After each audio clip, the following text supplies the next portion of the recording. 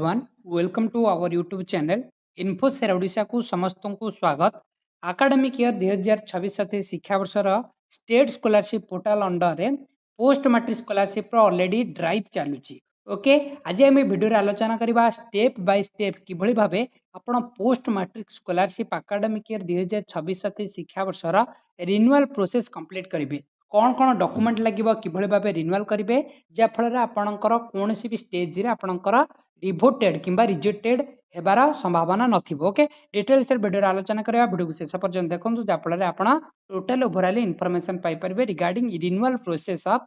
State scholarship portal under post matric scholarship. Okay, channel को गोटे subscribe करिया भूलिबानी, ता सहित वीडियो गोटे लाइक करिया सहित वीडियो को समस्त को शेयर कर देबे जे माने रिन्यूअल करिया चाहछथि। ओके, वीडियो करे हमें देखिबा ओडिशा स्टेट स्कॉलरशिप पोर्टल। प्रथमे आपण गूगल ले जाई सर्च करिवे, देन आपणकर ये भलिया पोर्टल टे ओपन हे जिवो। सिंपल आपण एटी लॉगिन बटन ऊपर क्लिक करिवे। लॉगिन बटन ऊपर क्लिक कले आपणकर स्टूडेंट लॉगिन पळे आसीबो। स्टूडेंट लॉगिन ने आपणकर निज निजर आधार नंबर आ पासवर्ड देकी कर देबे। ता पूर्वरु कहबा को जाउछु जे माने आगुरु माने लॉगिन करि नथिबे बहुत दिन धरी, से माने फॉरगॉट पासवर्ड मारी कि आ गोटे पासवर्ड चेंजेस करंतु, देन चेंजेस कला परे आ थरे लॉगिन करंतु। आमे गोटे पिलार लॉगिन करि देखिबा कि भली भाबे रिन्यूअल करबा। देखंतु लॉगिन कला परे आपणकर प्रोफाइल डैशबोर्ड ओपन हे जिवो। ए भली आपणकर नेम शो हेबो, देन आपणकर यूजर आईडी शो हेबो, तापर बेसिक प्रोफाइल आपणकर शो हेबो। देखि परथुबे एकेडमिक ईयर 2026-27 ऑलरेडी सिलेक्टेड ही रहिछि अगुरु। देन आपणकर अप्लाइड रे 0 देखौछि। आपण रिन्यूअल करबा को प्रोसेस हेले सिंपल आपणकर लेफ्ट साइड कॉर्नर रे आपणकर dashboard scheme eligibility apply scholarship, आपण जेहेतु रिन्यूअल करबा को चाहुछंती simple view and renew scholarship application ऊपर क्लिक करिवे। ओके,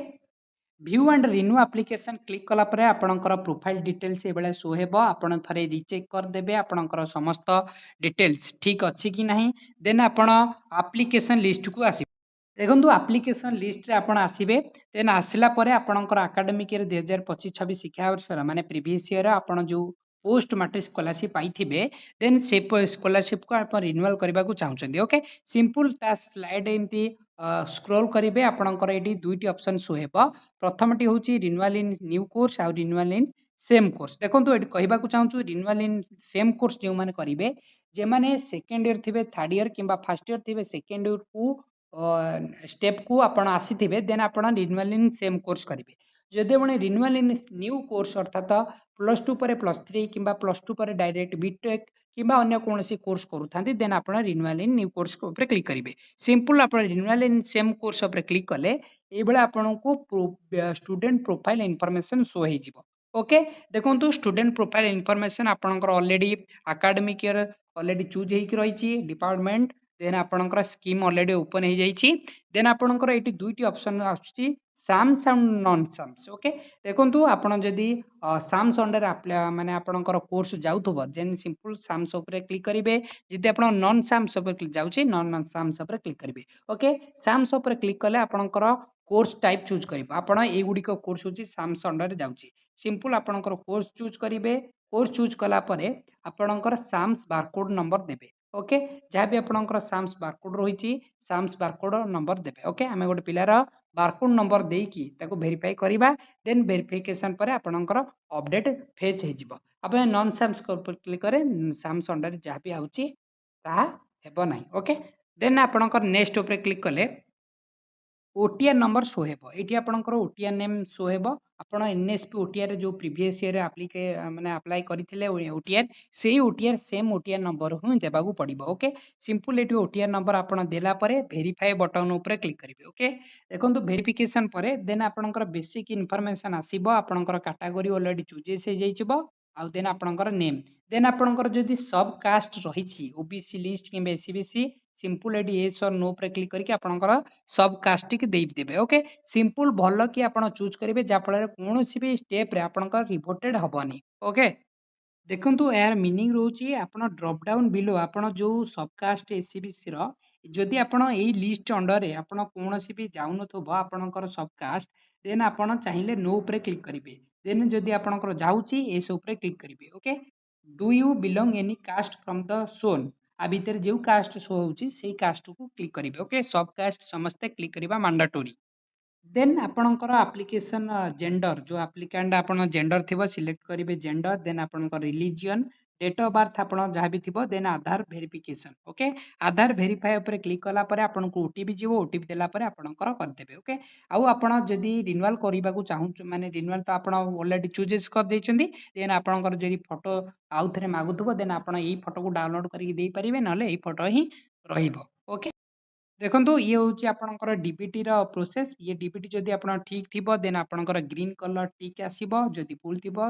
क्रॉस चिन्ह आसो देन आपंकर डीबीटी जदि लिंक नहीं सर्वप्रथम डीबीटी लिंक करूँ देन स्कॉलरशिप अप्लाई करूँ आप डीबीटी स्टाटस शो होची क्यों बैंक सहित लिंक अच्छी डिटेल्स रे वीडियो आपण देखिपे आप डीबीटी लिंक अच्छी कि नहीं ओके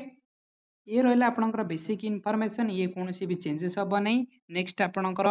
आड्रेस रोची ये भी आपणकर ऑलरेडी जहाँ भी थी किसी भी चेंजेस हेनी सिंपल जो नेक्स्ट बटन ऊपर क्लिक करेंगे नेक्स्ट बटन ऊपर क्लिक करें नेक्स्ट पेज को आप पलि आसबे ओके नेक्स्ट पेज आपणकर रोची एकेडमिक इनफॉरमेशन ओके देन आपणकर मैट्रिक आउ मैट्रिक सप्लीमेंटरी नॉन मैट्रिक आपण मैट्रिक एनुअल ऊपर ऑलरेडी सिलेक्शन हो आपण कौन भी डॉक्यूमेंट अपलोड करने को देखो ऑलरेडी डॉक्यूमेंट आपणकर ऑलरेडी ओपन माने आपणकर ऑलरेडी ओपन हो जाइथिबो माने अपलोड हो जाइथिबो कौन भी अपलोड करने को नहीं सिंपल आपण देखिपारे निज निजर डॉक्यूमेंट ठीक अच्छी कि नहीं यही पीडीएफ पर क्लिक करके डाउनलोड करी देख देन आपणकर institution and course current education information आपण धर सेकेंड इयर थे कि फर्स्ट इयर रिन्यूअल करुवे सेकेंड इयर रिन्यूअल करते first year course already complete हो जाइथिबो देन आपणकर इंस्टीट्यूशन तो सेम रहिबो देन सेम रहिला आपण एनरोलमेंट नंबर देबे देन एनरोलमेंट डेट देबे ओके ये रहउची आपणकर first year enrolment enrolment date देबे then admission or readmission data देबे ओके रिएडमिशन डेट आपण जो माने एकेडमिक ईयर एबे करेंट अछंती तार रिएडमिशन केबे हेइतिला से डेट रे निर्भुल भाबे देबे आ एडमिशन नंबर जोटा आपणकर रोल नंबर सिंपल दे परिबे ओके आ जदी से करेंट ईयर रे आपणकर एग्जाम कंडक्ट हेइछि कि देन ऊपर एस ऊपर क्लिक करके आपण लास्ट एग्जामिनेशन धर सेमिस्टर हेइतिबो तार मार्क शीट अपलोड करिवे जदी हेइ नै नो ऊपर क्लिक करिवे एतिर कोनोसी भी असुविधा हेबा नै ओके लास्ट एग्जामिनेशन आपणकर 50% जेहेतु मागुची तेणुक आप एग्जाम कंडक्ट होती क्लिक करेंगे जदि नई नो पर क्लिक करें नेक्स्ट आपणकर रोची आपार आईडी उपर जदि अच्छी आपणकर एस उपर क्लिक करके आपार आईडी क्रिएट जदि करथिबे आपार नंबर दे देबे एस उपर क्लिक करके देन रेसिडेंशियल स्टेटस आपण हॉस्टल और डे स्कॉलर ओके जदि आपण हॉस्टलर थिबे गवर्नमेंट हॉस्टल रहउतबे देन आपण हॉस्टल उपर चूज करके हॉस्टल एडमिशन डेट जहाँ भी रोची देन आपणकर हॉस्टल टी कौ अंडर आछी जेहेतु आपण ऑप्शन अच्छी आपणकर जदि कैंपस भितर हॉस्टल अच्छी कैंपस भितर चूज करेंगे जदि कैंपस बाहर अच्छी चूज करेंगे किंबा अन्य कौन ऑप्शन थिले आपण सिंपल चूज करके आपण एडमिशन डेट देबे देन आपणकर लास्ट एग्जामिनेशन जदि सिलेक्ट करथिबे देन आपणकर लास्ट एग्जामिनेशन मार्क देबे देखंतु ये लास्ट एग्जामिनेशन मार्क होची बहुत सारा गुरुत्वपूर्ण कारण आपणकर लास्ट एग्जामिनेशन मार्क जदि ओबीसी एससीबीसी बीसी कैटेगरी थिबे एई अनुसार आपनको स्कॉलरशिप पेमेंट मिलबो देखो लास्ट एग्जामिनेशन मार्क जोटा अधिक थी से मार्क ही आप अपलोड करेंगे देन आप नेक्स्ट उपर क्लिक करेंगे नेक्स्ट उपर क्लिक कले आपंकर आसो eligibility information okay eligibility information आपड़ पढ़ीदेवे डिटेल्स रे आप 100 केबी 1 MB भितर 100 केबी भितर पीडीएफ फाइल साइज थिबा दरकार देन आपणकर कौन भी अल्फा न्यूमेरिक थिबा दरकार सर्टिफिकेट नंबर आ सेल्फ अटेस्टेड थिबा दरकार ये भाया कंडीशन पढ़ी देन आपणकर कौन डॉक्यूमेंट अपलोड करने को पड़ो नहीं माने आपणकर इनकम सर्टिफिकेट तो ऑलरेडी ये आप एक्जिस्ट अच्छी माने कौन भी चूज करने को पड़ो नहीं केवल आपन को रिलेशनशिप चूज करने पड़ो सिंपल आप जो इनकम अपलोड कर माने आपणकर रिलेशन कौन रे तेणु सिंपल रिलेशन उपर क्लिक करके आप नेक्स्ट को जी नेक्स्ट आपणकर मैट्रिकुलेशन सर्टिफिकेट मैट्रिक सर्टिफिकेट जेहेतु पोस्ट मैट्रिक मागुची सिंपल आप मैट्रिक सर्टिफिकेट नंबर देबे देन आपणकर अथॉरिटी देबे देन आपणकर मार्कशीट ऑलरेडी ओपन हो जाइथिबो जदि आपण रिन्यूअल करचंती देन आपण कोनोसी भी अपलोड करबा को पड़िबानी सिंपल जदि आपण हॉस्टल चूज करथिबे देन आपणकर हॉस्टल बोनाफाइड फॉर्म टिके डाउनलोड करिवे डाउनलोड कला परे सिंपल आपण एई अपलोड करिवे ओके डाउनलोड जो आपण करले बोनाफाइड सर्टिफिकेट सेतरे सुपरटेंडेंट कर साइन थिबा दरकार स्टाम्प थिबा दरकार देन आपणकर नेक्स्ट आपणकर हॉस्टलर सर्टिफिकेट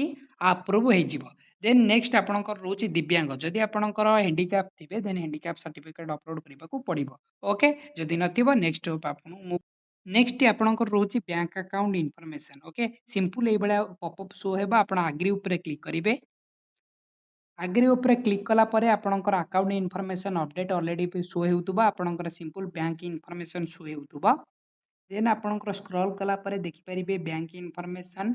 समस्त ठीक अछि कि नहीं अर्थात डीबीटी सहित आपण जो बैंक करथिले सेही बैंक अछि कि नहीं सिंपल आपण चेकआउट करेंगे आ पासबुक टी पुनर्बार अपलोड करेंगे आगुर जो पासबुक देथिबे सेटा को डाउनलोड करके आउथरे अपलोड करि पारंती एई पेज रु किंबा आउथरे पेज को अपलोड करेंगे देन आपणकर एडी एस ऊपर क्लिक करेंगे आपणकर आधार सीडेड होईछि कि नहीं देन आपण नोट टी पढिबे फाइनल सबमिट मारिबे देखंतु ये फाइनल नोट टी प्रथमे पढिबे देन फाइनल सबमिट मारिबे देन आपणकर स्कॉलरशिप टी नेक्स्ट आपणकर अप्रूवल प्रोसेस स्टार्टेड हो जिवो देन आपणकर स्कॉलरशिप पळेबो आपणकर स्कॉलरशिप एबे इंस्टीट्यूट लेवल को पळेबो ओके देन आपण इंस्टीट्यूट लेवल पळेला परे आपणकर सिंपल एई डॉक्यूमेंट को प्रिंट आउट करिवे जोटा आपण अप्लाई करथिबे से प्रिंट एप्लिकेशन को आपणकर इंस्टीट्यूशन डिपॉजिट करिवे आपणकर इंस्टीट्यूशन डिपॉजिट कला परे आपणकर इंस्टीट्यूशन आपणकर स्कॉलरशिप को वेरिफिकेशन करिकि नेक्स्ट प्रोसेस जहाँ भी रही ब्लॉक अथॉरिटी किंबा डिस्ट्रिक्ट अथॉरिटी को आपणकर स्कॉलरशिप को सैंक्शन करिवे